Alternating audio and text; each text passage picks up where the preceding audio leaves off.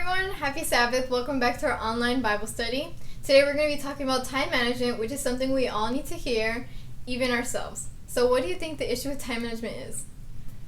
I think it's a really big issue today because, how we have work and school, or a lot of people have work and school, and so we get bombarded with so many things, especially with school. We have homework and studying to do that it's so overwhelming, and we just need to learn to manage our time so we don't get overwhelmed. No, yeah, I agree. The thing is, it's not just students that need to practice time management. So, I think it's something that we should all practice, like Lou was saying earlier. Yeah, I know right now students are the ones that we're talking about because they have a lot more to do with all these online classes, right? But also as adults and anything that you do, you need to practice it because there's so much things going on and we get distracted, and if you don't have a set schedule of what you're gonna do, a lot of things that you want to do won't get done. Yeah, I agree. I know when we think about time management, we usually think about students, but like you said, there's so many other things that revolve around that. Like if you're an adult who already has a career set out for them and you have a family, you have to manage your time with your family, the time with your work. If you have pets, you have to take them into account as well. It's so much more than just being a student. Of course, that's also a big issue right now because of this quarantine, but yeah, it also applies to other people as well. So I think a really good way to keep in track is writing it down, because we always think we know what we need to do, but at the moment something else pops up and something else pops up and something else pops up that it distracts you from the things that you really need to get done. So when you have that checklist, you're like, all right, I did this, and this, I'm still missing this. I love doing that. I personally myself, I love managing with the stuff that I need to do in a planner, and I know a lot of people do as well. So I think that's just one of the great and many ideas to keep yourself on track and what you need to do. Yeah, me too, especially because how sometimes you have all these tasks and you don't get them done. You need to be okay, the next morning, okay, I'm gonna do this first, and then once I'm done with that, then you can see your whole plan out schedule. Yeah, set a little goal for yourself to complete each week, each day, or something. And then maybe even a reward after you finish all that. That's a good idea. Yeah, I like that. So the issue with time management today is that time can be our best friend and our worst enemy, and I'm sure we've all experienced that. When we have a lot of extra time in our day, we are able to enjoy life by being productive, having fun, and relaxing. However, when our days are full and we do not have a lot of extra time, things can become very hectic and sometimes overwhelming. So, what does the Bible say about time management? If we can please turn to Psalms 90:12.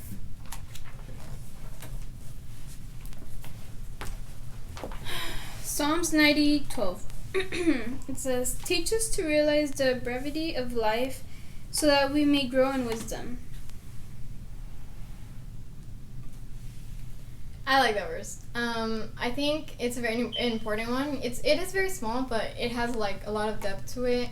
First, we need to understand everything that we need to do and plan it accordingly to our day. And understand that managing your time and every task that you do can also help you gain wisdom, setting goals for your day and planning accordingly to that.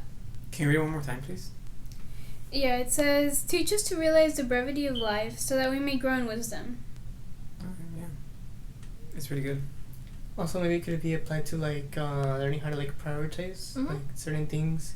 It's being prioritizing what's the most important thing to do, and then just plan it accordingly. Sounds good. So the next verse we can turn to is Ephesians 5, verse 15 and 16. Ephesians 5, verse 15 and 16? Yes. Okay. "So be careful how you live. Don't live like fools, but like those who are wise. Make the most of every opportunity in these evil days." So that's very interesting. Evil days.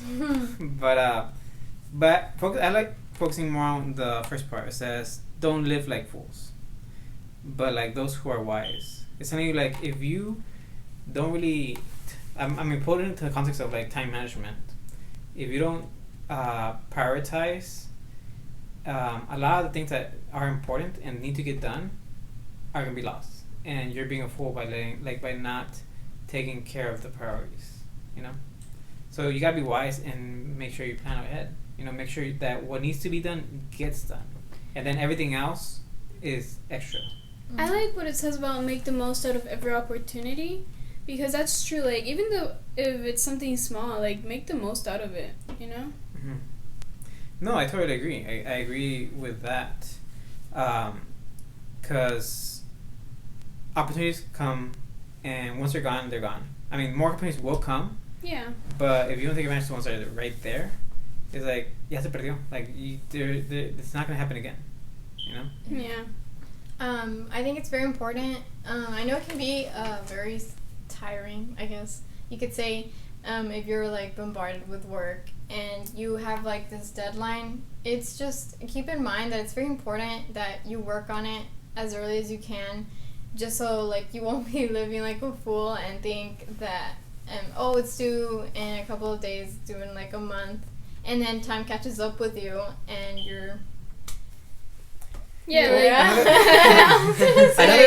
another way that you can look into it too, and I may interpret it is like, let's say it's a very busy day. You know, you have a ton of stuff to do. It's like, but you don't plan ahead, so you wake up late. Then the rest of the day, just trying to catch up, trying to finish everything you need to do. And compare it to like if you wake up early, you're like, all right, I have so much to do, so I need to wake up at 5 a.m. Mm-hmm. You know, to be able to get everything done. Then the rest of the day will be planned out, will be going calmly. And like if you don't have a very busy day, you're like, oh, today I don't have a lot of stuff to do, so I could probably wake up a little bit later, you know, or enjoy a little bit of time going out with a friend, you know, to a restaurant, you know.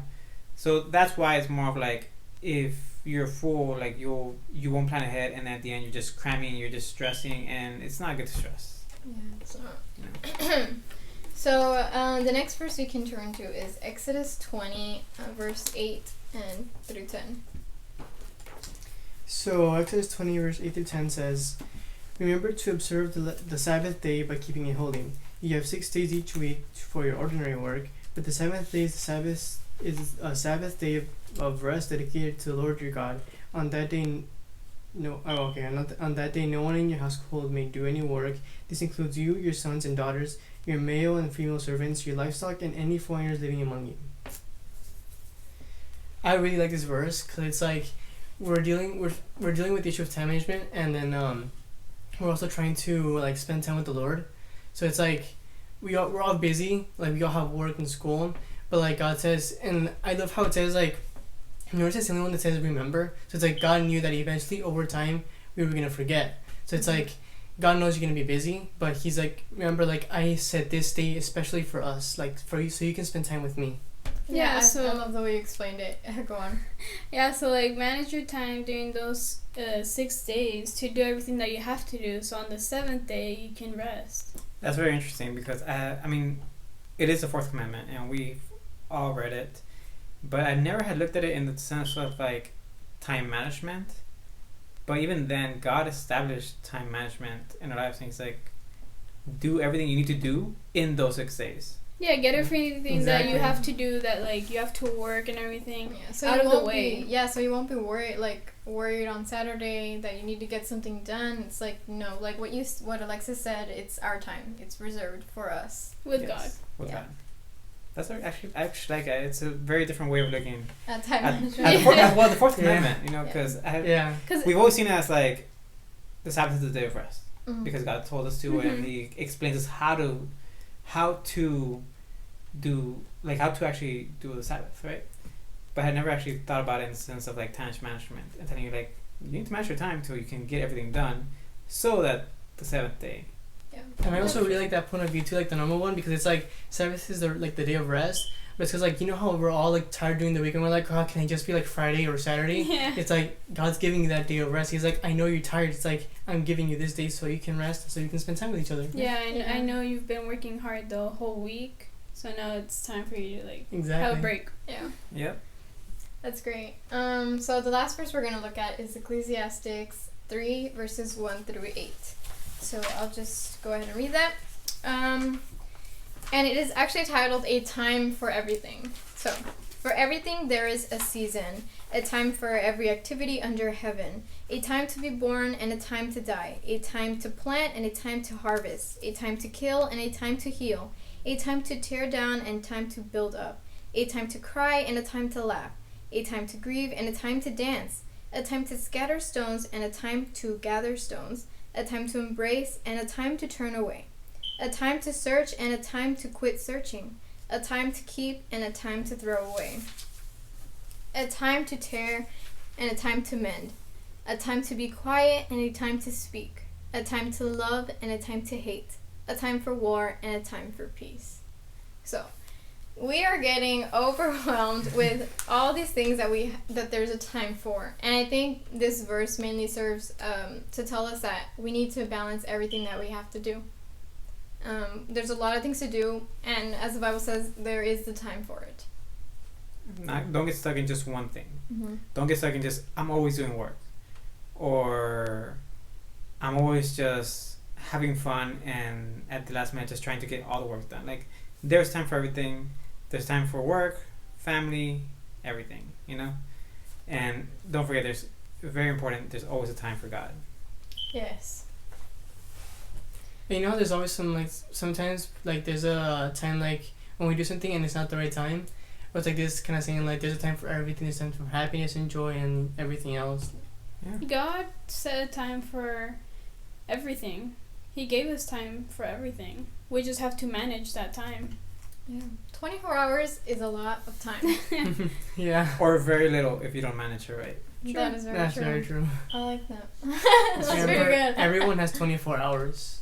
It's Yeah. what you do with it. Mm-hmm. Because That counts. if you just watch TV all day, then you don't have a lot of time because time will fly. And then you end up Exactly. procrastinating. Time Work- is something that you can't control. Yeah, if you work hard now, you get to enjoy time later.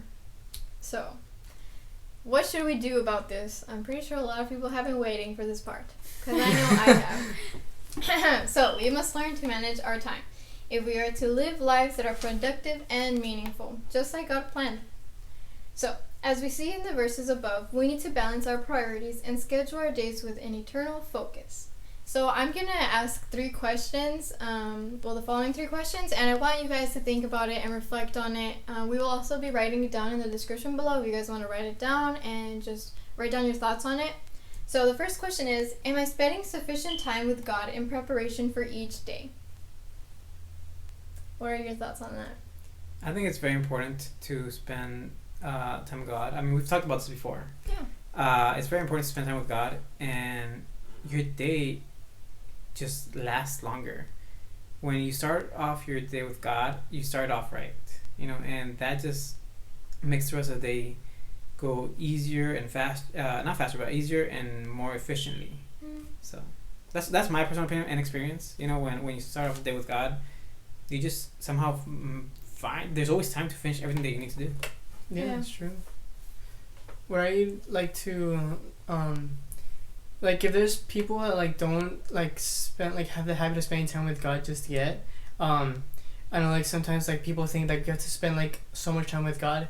It's well, you can just start little by little, spend a minute or 5 minutes with God, pray and I don't know, listen to something devotional really quick, but spend a little bit of time with God and then spend more and more and more, and then it'll grow.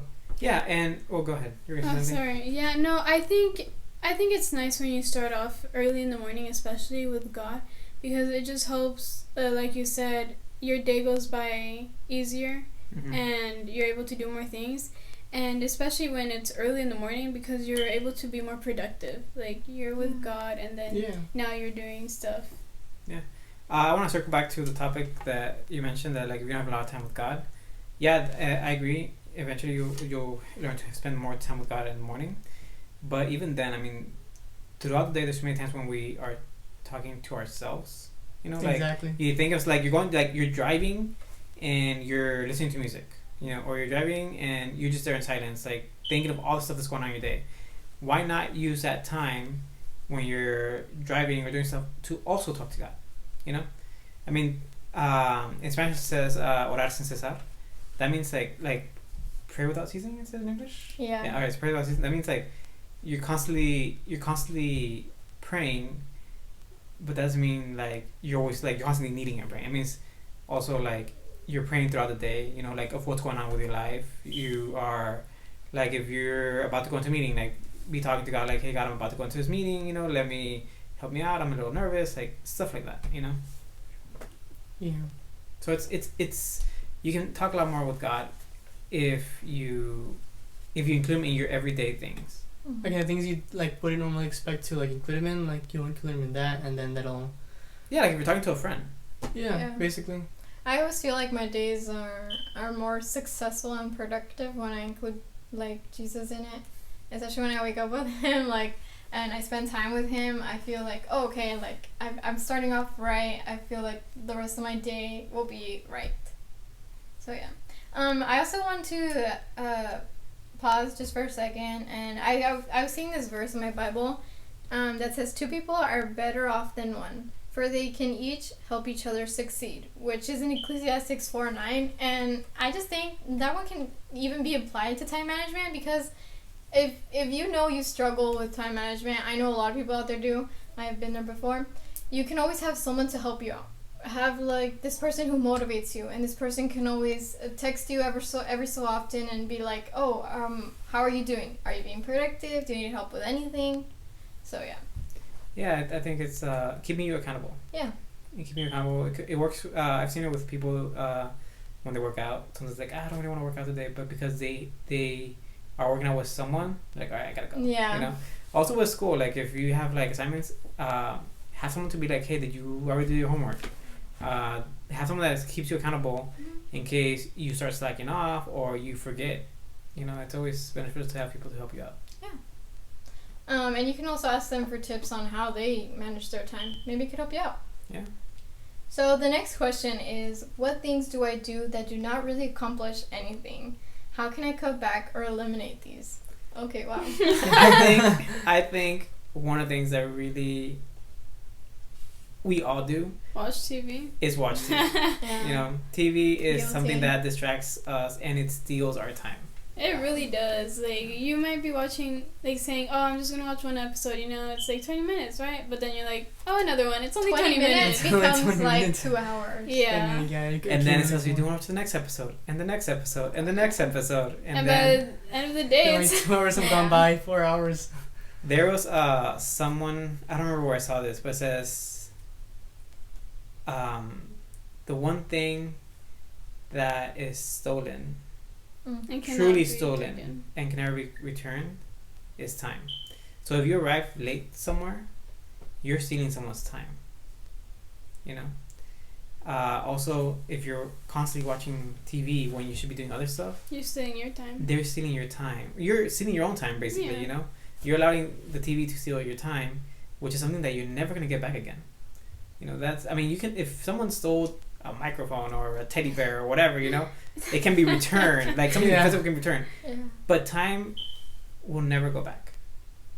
You know, so time is the one thing that can. That's if it's stolen from you, can't be returned. That's what we should do. We'll use time wisely. Exactly, and also not waste other people's times. Oh, yeah. You know, if you say you're gonna do something with someone, like take consideration that it's their time and it's valuable also. Yeah. I just wanted to add to that, like, each day that we get, it's a gift from God. Each second, each minute that we live, it's all a gift. We shouldn't take that for granted, and we should do what He wants of our purpose. We should accomplish our purpose in life for Him, because that's what's best for us, and that's what He wants for us. So we should always manage our time for Him. Yes. So the third question is, what can I add or remove from my schedule that will make each day more focused on eternity? On eternity. On eternity. On eternity. Okay. Well, I think if it's not in your day, having a daily devotional with God, that should definitely be something that should be in there. Yeah, Like- something to start with. Yeah. Start off with your devotional, your daily communication with God in the morning. Mm. You know, I think that's very important. And then also just continue to like walk the rest of the day with the Lord. Like you said, like Like instead of like talking to yourself, like talk to God. And limit the time that you spend on things that you don't have to spend on, like distractions. Yeah, I mean distractions are, well, they're good because they're distractions. Like they. Yeah, it's good they to take a captivate break. you. It's good to take a break, but don't like But don't- overspend your time. Agreed. Like don't overspend it. So yeah, I mean I don't know what else we could have for that. I mean for me personally is have that time with God in the morning, and throughout the day keep having that time with God, and read about him through the Bible. You know, talk to him like he talks to you through the Bible, and you talk to him through prayer. Yeah, that is all very good. So I just wanted to, if no one has anything more to add, no. Okay, great. I just wanted to end this right here. Just a quick reminder that each day is a gift. We should live according to His plan and His purpose for us. So just remember to manage your time wisely. Work hard now so you don't have to do that later and cram. I know we've all been there and it's not fun. And also, like the verse that I read before, if you're having trouble with managing your time, you can reach out to anyone, any one of your friends, your parents, your brothers, your sisters, anyone, and just let them know, hey, I'm having trouble managing my time. Can you help me, or what do you do? So, yeah. You can also look for videos and articles that tell you how to manage your time. Yeah. There's also apps out there that are really good at that help you manage your time. So. Or keeping a planner, just always checking on it, see what you need to do, or anything you need to update. Planner or calendar? I mean, I like using a calendar because I just see it right there. So Yeah. I think, it's planner and everything's all, but I would like to add, if you have a way that you use to manage your time wisely, please share with us. I mean, everyone can benefit from knowing a different way of even us. Even us. Yeah. Of having how to manage your time. So please comment on the comment section below, so that we can see it and anyone else can see it. Maybe you can help someone else manage their time better. Yeah. So again, don't forget to check out the questions that we just answered right here, so you can probably write them down or reflect on them and answer them yourself, so you can be true with yourself and do something about it if you need to work on it. So again, I just wanted to thank you guys for coming into this Bible study session, and look forward to next week's. Happy Sabbath, everyone. Happy Sabbath. Sabbath.